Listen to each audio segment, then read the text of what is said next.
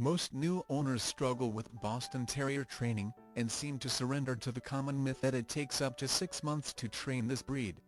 I will dispel this myth, and tell you about the reasons behind why most Boston Terrier owners mistakenly believe this to be true, and will share with you the right way to training Boston Terriers. Once you understand the underlying secrets to Boston Terrier behavior, you will be pleasantly surprised at how you can transform your little terrier into the perfectly well-behaved mutt that will make you the envy of every other dog owner in your block. First, let me start by stating something that will never work for training your dog: any form of aggression. If you think you can beat or scold your dog into submission and good behavior, then not only is it cruel, but a completely ineffective approach to training that will fail to get any results, ever. The key to knowing the right way to get your dog to behave is to realize that he is a pack animal. From the early days of puppyhood, it is in their instinct to quickly figure out the structure of authority surrounding them. And this is where most owners drop the ball, so to speak. Being your typical loving owner, it is very common to spoil your new puppy with affection and attention with no boundaries. You can let them play on the couch, bed, jump up on anyone and anything. And because it's just a harmless little puppy, you allow that behavior without any restrictions.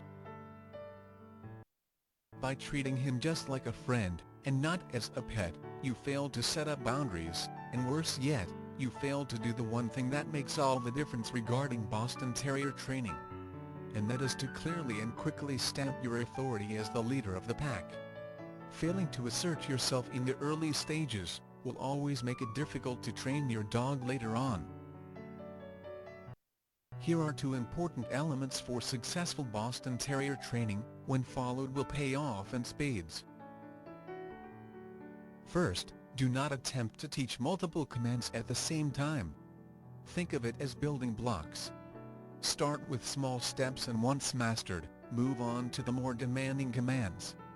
If your little one creates a big fuss when you are just trying to clip his nails, or put on a leash, he is unlikely to respond to your training for sit, stay or come.